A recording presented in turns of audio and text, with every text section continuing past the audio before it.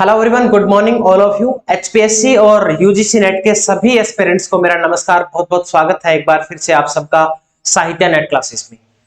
आज हम हमारी जो इंडियन लिटरेचर की जो सीरीज है उसको आगे हम कंटिन्यू करने वाले हैं। और असिस्टेंट प्रोफेसर के लिए जो स्टूडेंट्स हमारे साथ जुड़े हैं, प्लीज ध्यान दें, आपको ना डेट्स जो है वो इन राइटर्स की इंडियन लिटरेचर से, स्पेशली जो दलित राइटर है, दलित वुमेन राइटर है, उनकी डेट आपको अच्छे से याद करनी है। ठीक है, तो हम आज इस लेक्चर में जितने भी राइटर्स पढ़ने वाले हैं उन सब की बर्थ ईयर आपको याद करनी है, और उसके अलावा उन सब के फर्स्ट जो वर्क्स है यानी कि जो डेब्यू नॉवल है उनकी, प्लीज वो जरूर याद कर लेना। बाकी जो डेट है मैं आपको सही जो जो राइटर है इसी वीडियो में मैंने डाले हैं, जो ज्यादा चांसेस रहते हैं जिनके डेट पे क्वेश्चन आने के। ठीक है, तो मैं दोबारा नहीं बोलूंगा अब आपको, तो प्लीज आप इन सबकी डेट्स आप याद कीजिए। साथ साथ में मैं इंपॉर्टेंट आपको बताता चलूंगा कौन कौन सी है। ठीक है, फर्स्ट ऑफ ऑल हमारे राइटर हैं VS Naipaul, Vidyadhar Suraj Prasad Naipaul इनका नाम है। 1932 में इनका बर्थ होता है और 2018 में इनकी डेथ हो जाती है। ये एक तो आप ध्यान रखना, ये एक कोई इंडियन राइटर नहीं है, ठीक है, लेकिन इनका जो जन्म है एक ब्राह्मण हिंदू परिवार में हुआ था, त्रिनिदाद नाम की जगह पे। त्रिनिदादियन ब्रिटिश राइटर है ये। ठीक है, इनके हो सकता है फादर जो है वो, ग्रैंडफादर है वो भारतीय मूल से हो, तो इनका नाम इंडियन जो नेम है वो रखा गया है, लेकिन ये इंडिया के राइटर नहीं है। ठीक है, बस वैसे ही हम इंडियन लिटरेचर में पढ़ते हैं क्योंकि इनकी मोस्टली जो थीम है वर्क्स की वो इंडियन वर्क्स पे बेस्ड, इंडियन थीम पे बेस्ड है, इंडिया में सेट की हुई है। ठीक है, चलो फर्स्ट है इनका द मिस्टिक मास्टर। ये जो मास्टर है ये होता है जो लोग है ना मसाज वगैरह करने का काम करते हैं, उनको बोलते हैं। ये 1956 में है इनका। ये कॉमिक नोवेल है अबाउट गणेश राम सुमेर। गणेश राम सुमेर के बारे में है, an aspiring writer and masseur who rise to political power in Trinidad. बस इतना ही याद करना है। उसके बाद है मिगुल स्ट्रीट 1959। ये कलेक्शन है शॉर्ट स्टोरीज का। ऐसे क्वेश्चन आते हैं, देखो स्टोरी से क्वेश्चन नहीं पूछेंगे आपको, वो पूछेंगे मिगल स्ट्रीट जो है वो किसका कलेक्शन है, या वो जोनरा क्या है उसका, ऐसे का कलेक्शन है, या फिर उसके बाद ये हमारी जो शॉर्ट स्टोरी है उसका कलेक्शन है, किसका है ऐसे पूछ सकते हैं वो, या पोएम है, नोवेल है। ठीक है, इस तरह से ध्यान रखना। पोर्ट ऑफ स्पेन सेट कहां पे किया गया है? Port of Spain Trinidad, portraying the lives of A various residents.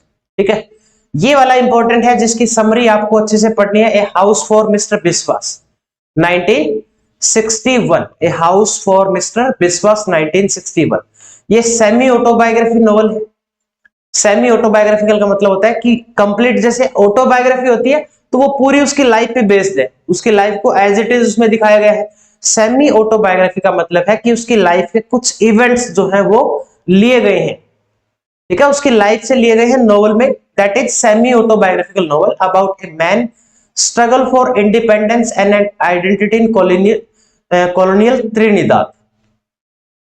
किसके लिए स्ट्रगल कर रहा है? इंडिपेंडेंस के लिए, आइडेंटिटी के लिए। इसमें एक मेन जो हमारा कैरेक्टर है मिस्टर विश्वास नाम है उनका, तो वो स्टोरी सुनाते हैं। मिस्टर मोहन विश्वास नाम है वैसे इनका पूरा।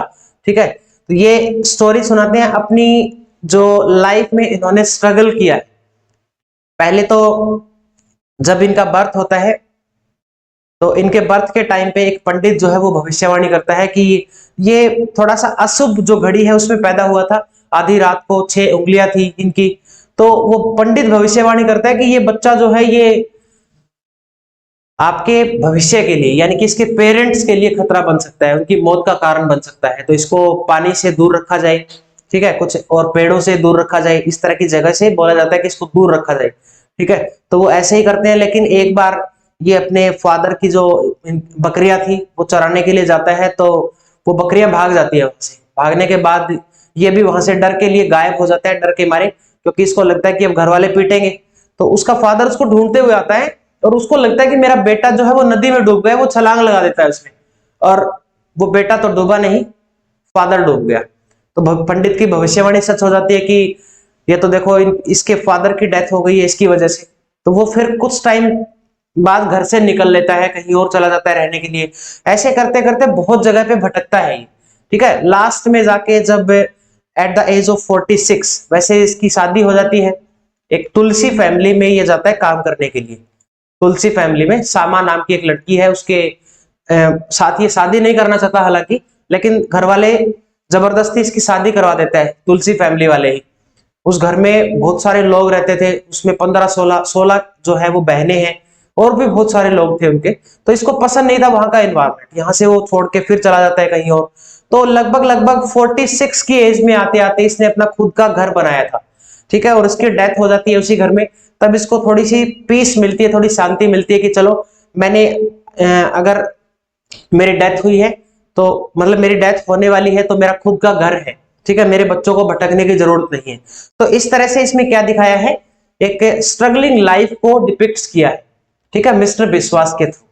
ये इसकी स्टोरी है, और स्टोरी एक बार आप प्लीज पढ़ लेना इसकी, a house for mister Biswas 1961। Date important है इसकी, हाउस फॉर मिस्टर बिस्वास की, राइट। चलो जी, आगे है the mimic man 1967, a politician from a fictional Caribbean island reflecting on his life and the difficulties of, ये भी पोस्ट कॉलोनियल आइडेंटिटी के बारे में है। मिमिक मैन ज्यादा इंपॉर्टेंट नहीं है, हाँ डेट जरूर याद करनी है। उसके बाद है इन ए फ्री स्टेट 1971, इसकी भी डेट इंपॉर्टेंट है, और इसके लिए इस राइटर को बुकर अवार्ड मिला है इन ए फ्री स्टेट के लिए। ये नोवेल है 3 interconnected stories exploring displacement and identity which won the Booker Prize. The plot consists of a framing narrative. Frame narrative का मतलब क्या होता है, स्टोरी विद इन स्टोरी। बिल्कुल दूसरे तीसरे लेक्चर से मैं आपको ये बताने लगा था फ्रेम नैरेटिव क्या होता है, ठीक है, प्ले विद इन प्ले क्या है, ये वाली फीचर भी एग्जाम में आ रहे हैं। Frame narrative, story with in story, ये होता है फ्रेम नैरेटिव। जब एक स्टोरी के अंदर दूसरी स्टोरी चलती है। इस जॉनरा को स्टार्ट किसने किया था, बोकासियो ने। सब कुछ मैं आपको पढ़ा चुका हूं, जिन्होंने ये बैच ज्वाइन कर रखा है बहुत पहले से, वो सारे इन चीजों के बारे में जानते होंगे, ठीक है। बोकासियो ने इस जॉनरा को शुरू किया था। वैसे अगर हम बात करें इंग्लिश लिटरेचर की, फ्रेम नैरेटिव इंग्लिश लिटरेचर में किसने शुरू किया था, तो नाम आता है जोफ्री चौसर का। चौसर का है ना द कैंटरबरी टेल्स, उसमें कितनी स्टोरीज हैं, एक ही स्टोरी के अंदर 24 और stories, that is called frame narrative, ठीक है। तो ये दोनों याद रखना, बोकासियो और चौसर। तो इसमें जो शॉर्ट स्टोरीज हैं, one out of many, tell me who to kill and the little story in a free state, last वाली जो है इन ए फ्री स्टेट, इनके भी नाम आपको याद रखने हैं। One out of many, tell me who to kill and a little story in a free state, जिसके लिए इनको बुकर अवार्ड मिला है। चलो जी, उसके बाद a bend in the river 1979, date most important. इसको स्टोरी को सेट किया गया है पोस्ट कॉलोनियल अफ्रीका में। इस tells the story of an Indian merchant navigating the challenges of the newly independent country. The novel telling the story of Salim. Story में main character कौन है, Salim, a merchant in post colonial mid 20th century Africa. तो इसकी life के बारे में है ये, ए बैंड इन द रिवर। चलो जी, आगे है उसके बाद, ये सिर्फ टाइटल याद करना है, डेट याद करने की जरूरत नहीं है। The enigma of arrival, semi autobiographical novel है, नायपॉल की लाइफ के बारे में, उसका एक्सपीरियंस है इंग्लैंड में, ये बताते हैं इसके बारे में। उसके बाद है the way of the world, A way of in the world, sorry the way of the world याद आ गया, the way of the world. Please comment करिए, कमेंट में बताइए कि ये किसने लिखा है, बहुत इंपॉर्टेंट है।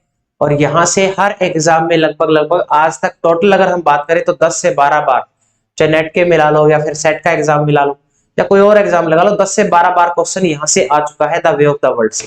तो प्लीज कमेंट करिए किसने लिखा है इसको, लेकिन ये वाला आपको डिटेल नहीं पढ़ना है कुछ भी। उसके बाद है हाफ ए लाइफ 2001 में, the story of an Indian man who moves to London and struggle with his cultural identity. Next है मैजिक सीड 2004 में है ये सीक्वल है हाफ ऑफ लाइफ का। It follows the protagonist as he searches for meaning and identity in India in Europe, ठीक है।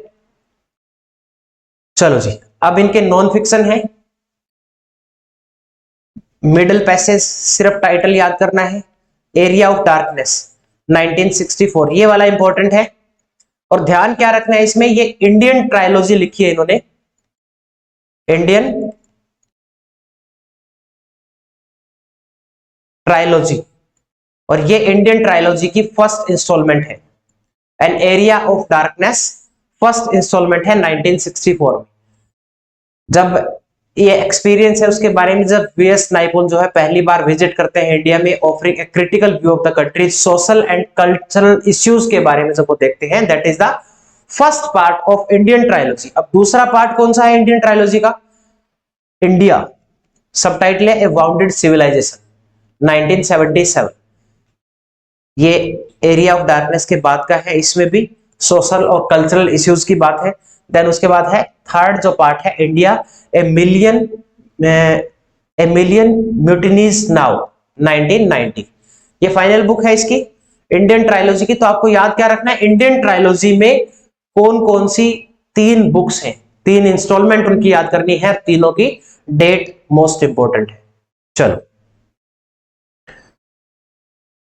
Next writer Arundhati Roy 1961। Arundhati Roy है अगली हमारी जो राइटर है। तो जो भी हमारे साथी इस लेक्चर को देख रहे हैं और हमारे इस कोर्स को ज्वाइन करना चाहते हैं, तो मैं उनके लिए एक इंफॉर्मेशन देना चाहूंगा।